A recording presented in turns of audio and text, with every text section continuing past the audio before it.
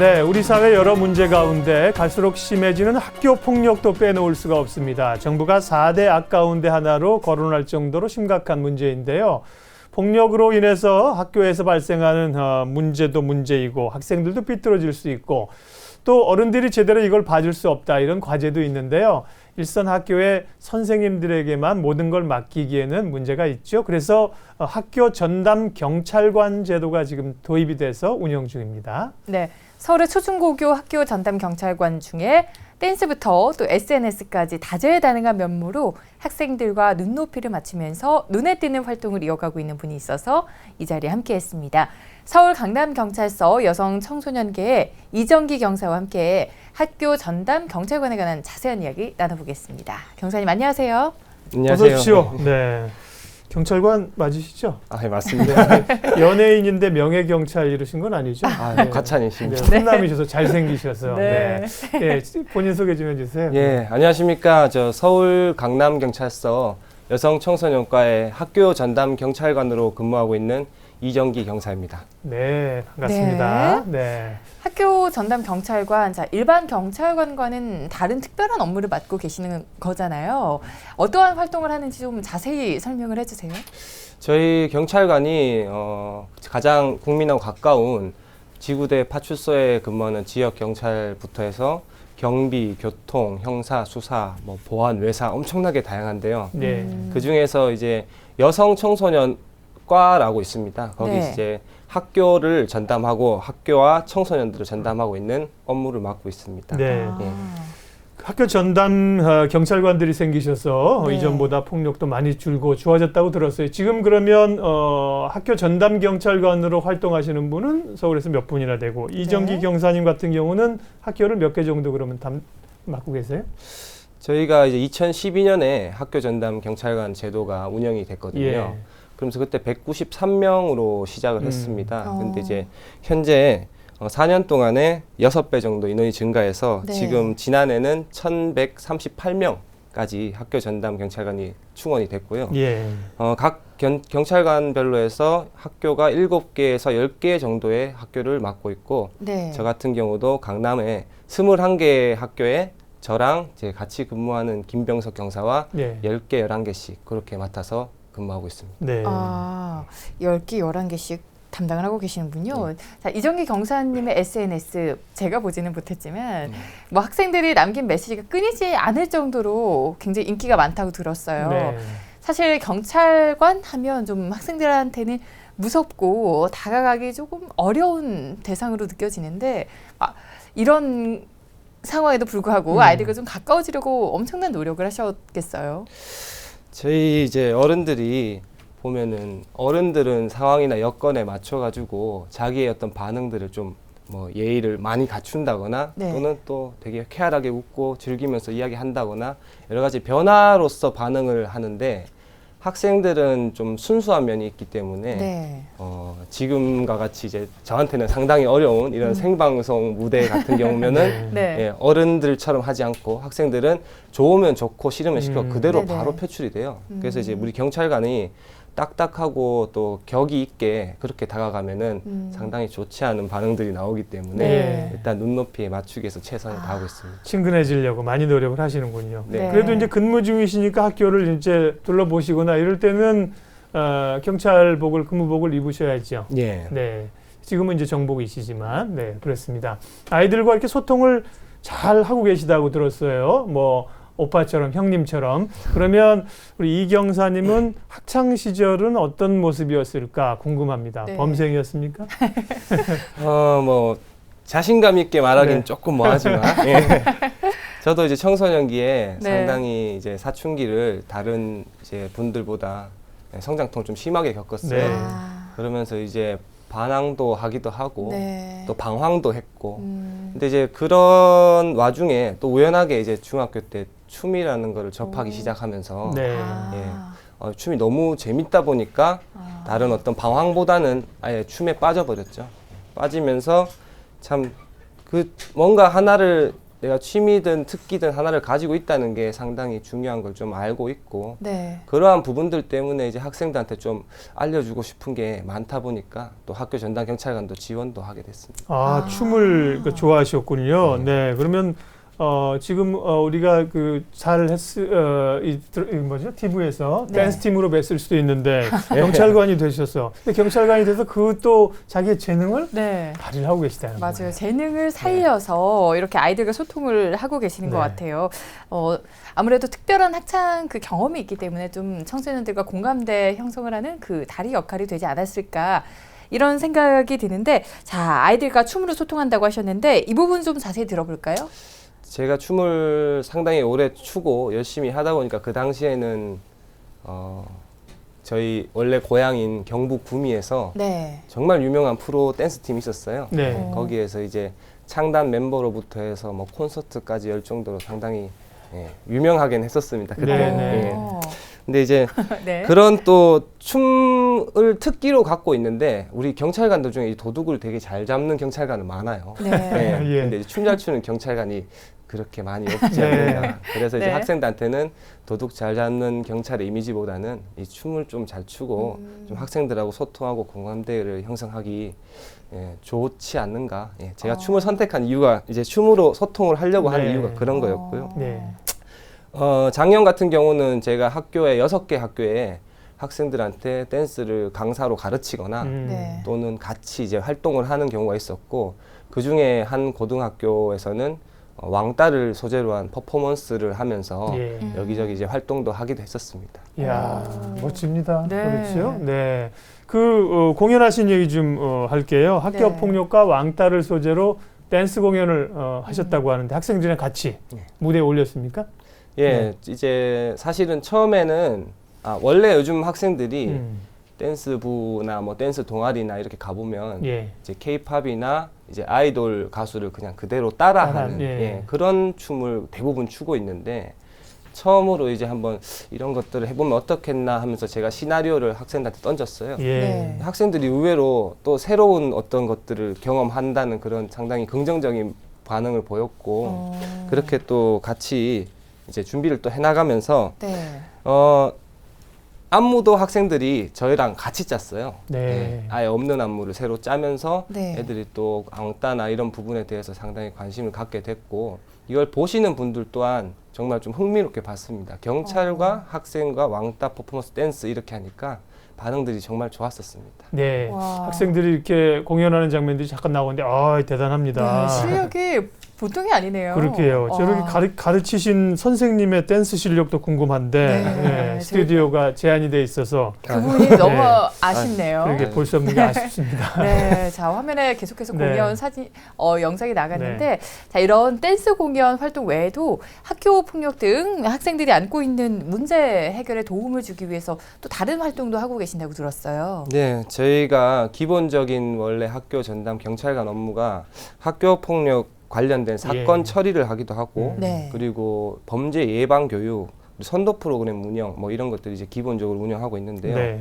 각 경찰서별로 또 실정에 맞게 자체 이제 기획을 해서 운영하는 프로그램들이 있습니다. 저희 경찰서 같은 경우는 멘탈 케어 99.9라고 해서 이름은 네. 이제 좀 멘탈을 케어한다는 개념인데 학생들이 이렇게 심리 역할극 통해서 자기를 한번 되돌아보고 또 이렇게 새로운 또 미래를 그려 나갈 수 있는 그런 도움이 되는 프로그램 운영하고 있고 제가 또 따로 개인적으로는 명함 같은 거에 이제 경찰 명함 같이 독수리마크만 딱 있는 게 아니고 네.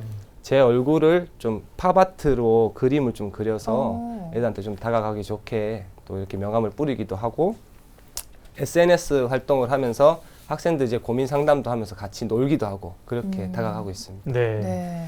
아이들과 함께 이야기도 들어주고 멘토가 되어주기도 하고 공연도 하고 춤도 추고 네. 그렇지만 사실은 또 현장에 어려움도 있을 거 아니에요. 이렇게 아이들이랑 즐거운 시간 보내러 가시는 건 아니잖아요. 그 네. 가운데 이제 사실은 이제 학교 폭력이 일어나는 경우도 있을 거고 그렇게 또 삐뚤어지는 아이도 있고 어떤 점이 좀 어려운 점은 어떤 겁니까? 제가 생각할 때 네. 지금 사회적으로 좀 우리가 뭐 다들 알고 있고 그렇게 느끼고 있지만 네. 바꾸긴 어려운 게 이제 학업에 상당히 열중을 하게 되잖아요. 예. 근데 이제 그렇게 치중을 하다 보니까 이 학업 관련해서는 학생들이 뭐 배우는 방법이나 여러 가지 접하는 어떤 좋은 방법 쪽으로 많이 변화가 시도가 됐는데 네. 그거 말고 이제 학생들한테 사실상 정말 즐길 수 있는 놀이 문화가 없어요. 예, 그래서 애들이 이제 즐거운 게 없다 보니까 PC방이나 또는 일탈 행위를 통해서 즐거움을 찾지 않는가. 저희가 이제 상당히 많이 이제 느끼는 부분이 그런 거고. 네. 그래서 저희가 이제 좀 즐거운 놀이 문화를 어른들이 좀 만들어줘야 되지 않는가. 그렇게 생각합니다. 네, 맞습니다. 즐거운 놀이 문화. 그래요. 우리가 이제 아이들을 교사들에게만 맡길 수 없다. 그러면서 학교 전담 경찰관들이 이제 많은 역할을 하고 계시다 그랬는데, 네. 근데 이제 부모들이 또 함께 해야 되는 거죠. 예. 그런 이제 아이들의 열정을 쏟을 수 있는 뭔가를 공부 말고 네. 네. 그런 걸 좀 만들었으면 좋겠다. 네, 좋은 시각이세요.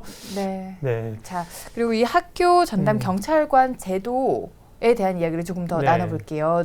이 제도가 도입된 배경에는 그 왕따로 안타깝게 목숨을 잃은 어린 학생의 사건이 있었습니다. 더 이상 이러한 학교 폭력 피해자가 발생하지 않도록 그렇게 노력한 성과가 지금 보이고 있다고요. 저희가 이제 2012년 이후로부터 현재까지 학교 내에서 일어나는 학교 폭력이 10배 가까이 감소를 했어요. 예. 예. 수치상으로 현재 그렇게 나와 있고 네. 저희가 이제 학교 폭력 피해 경험률을 이제 조사를 하거든요. 네. 예, 교육청에서 1년에 2번씩 하는데 그 피해 경험률도 지금 현재는 1%대까지 떨어져 있습니다. 네. 예, 상당히 많이 이제 좋은 변화가 있긴 한데 네. 그런 부분 말고도 사실상 참 이제 더 신경 써야 되는 부분이 이제 학교를 다니고 있지 않는 학교 밖 청소년들이 가장 문제가 아닌가 네. 그렇게 생각을 합니다. 저희 경찰관도 학교 밖 청소년 같은 경우는 애초에 만나는 것 자체가 어렵습니다. 그렇죠. 이제 가까이 할 수 있기에는 사고를 쳤을 때 경찰 사건에 연루됐을 때 그때 만나기 때문에 상당히 그런 부분 시작부터가 좀 어렵기도 하고 네. 하지만 이제 올해부터 보건복지부하고 저희 경찰에서 같이 학교 밖 청소년에 대한 특별 대책을 시행 중이고 최선을 다해서 노력할 예정입니다. 네.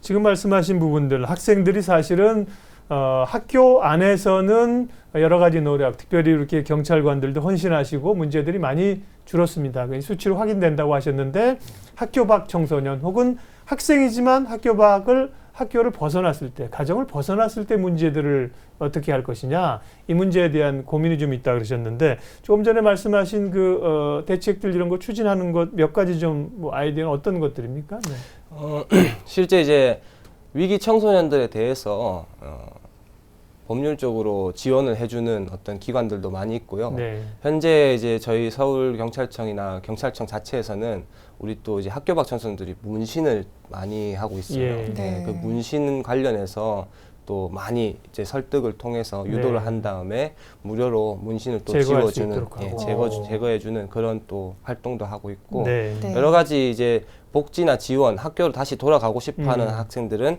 학교를 다시 돌아갈 수 있도록 또는 이제 검정고시를 또 열심히 예. 칠 수 있도록 그런 유도를 많이 하고 있습니다. 네. 네.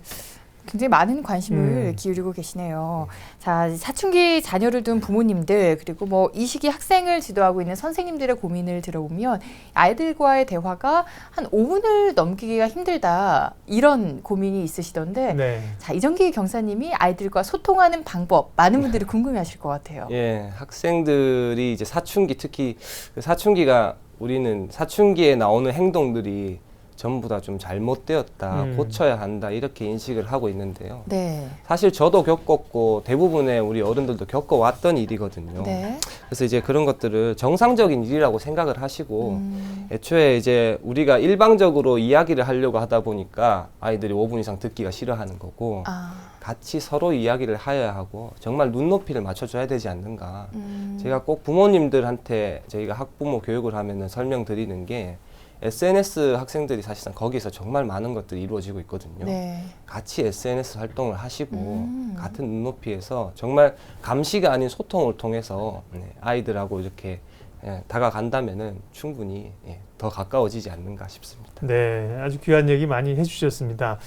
그런 그 학생들을 선도하고 함께 하면서 혹시 뭐 사고를 친 아이와 굉장히 친해졌다든가 뭐 그런 좀 혹은 큰 도움이 됐다든가 뭐 그런 에피소드 같은 거 좀 소개할 만한 거 있습니까, 변호사님? 제가 에피소드를 소개를 드리면 네. 사실 자세하게 들어가 버리면서 이 학생의 어떤 뭐 프라이버시가 침해될 수 그럴 수 있어서 있겠네요. 그거는 조금 그렇고 네. 저희가 이제 학교 밖 청소년들과 네. 이 서울지방경찰청에서는 1년에 2번씩 또 시간 여행이라 그래서 네. 경찰관하고 또 좀 특별한 학생하고 예. 같이 이렇게 여행을 여행을 가는 떠납니까? 프로그램도 아, 있습니다. 네. 예, 그런 걸 통해서 이제 친해지지 않은 학생은 거기서 친해지기도 하고 예. 친해진 학생과 거기에서 이제 또 미래를 꿈꾸기도 하고 그런 예. 이야기들을 하고 있습니다. 아, 정말 학교 전담 경찰관 분들이 큰 역할을 네. 지금 하고 계시네요. 사실은 네. 뭐 밖에서도 치안 관련해서 하실 일이 얼마나 많겠어요. 근데 학교에 중요하죠. 학교 역할들을.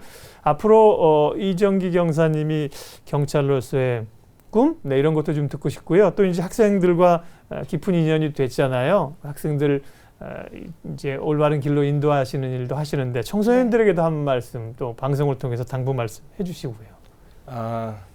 제 꿈이라기보다는 네. 제 목표가 이제 이 학교 전담 경찰관을 하면서 저희가 모든 학생을 다 케어하는 건 사실 쉽죠. 네. 현실적으로 어렵죠. 네. 그래도 저를 통해서 몇 명이라도 음. 좋은 미래가 이제 또 바뀐다면 그걸로 정말 만족하고 그 몇 명을 이제 최대한 늘리는 게 제 꿈이고 목표고요. 예.